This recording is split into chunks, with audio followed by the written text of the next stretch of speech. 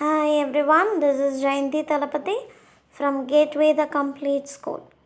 So today's topic is mechanism of nucleophilic substitution in tertiary halogenoalkanes. Okay, so mechanism of nucleophilic substitution in tertiary halogenoalkane. So tertiary, that means a carbon atom which is bonded with chlorine or any halogen is also bonded with three other alkyl group or three other carbon atom.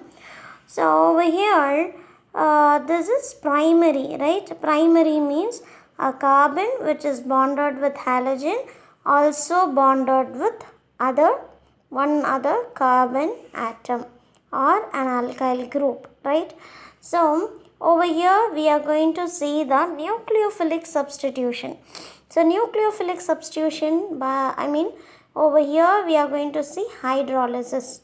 So when hydrolysis takes place in tertiary halogenoalkane, as we have seen in the primary halogenoalkane, same concept, we need to add water. So by adding water, the halogenoalkane will not dissolve in water. That's the reason we are adding equal amount of ethanol. So 50%, 50-50. So if you add 50% water, same equal amount of ethanol you have to mix with water. Because again I am telling you, halogenoalkane is insoluble in water. So what will happen? Only the layer where they meet, right? Where the halogenoalkane and water meet, that layer. So the product forms only in the layer. That is the reason we are mixing it with ethanol. So by heating halogenoalkane with ethanolic aqueous ethanol, okay. So from this the hydroxyl group, hydroxyl anion will react with the cation. So over here the cation is C, the carbon atom carbocation, which is bonded with three other alkyl group, and the anion, so this is plus, so anion is delta minus, okay. So a chlorine is the electron acceptor and the carbocation is the electron donor, okay. So over here if you take chloroethane, so chloroethane is a primary. So nucleophilic substitution will be easy over here, because at a time chlorine will remove from the ethane group and hydroxyl can react with the ethyl group, right? So that will not happen with the tertiary.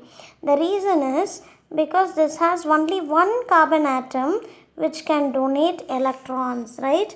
So over here the carbon, if it loses its electron, the other methyl groups, three other methyl alkyl groups also donates electron, because that is also alkyl. So it gets more electron. That is the reason it is very difficult to remove any halogen group from tertiary halogenoalkane. Okay, so over here then what will happen? So that is what? SN1 mechanism. Okay, SN1 mechanism. SN1 mechanism. So nucleophilic substitution 1.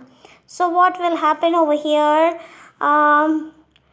Tertiary halogenoalkane is here.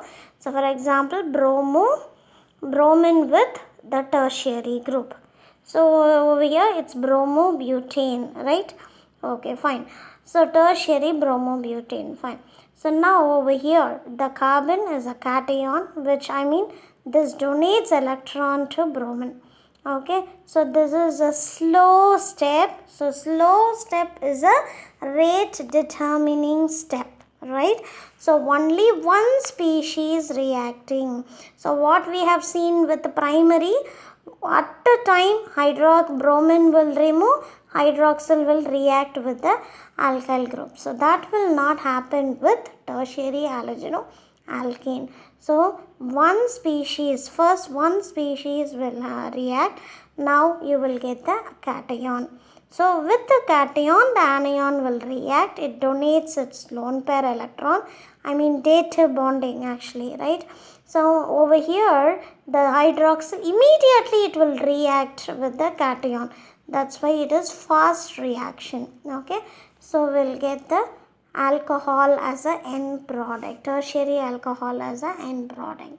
So this is what mechanism of nucleophilic substitution in tertiary halogenoalkane.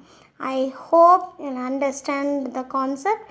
So if you have any doubt, please type it in a comment. I'll answer you. Bye.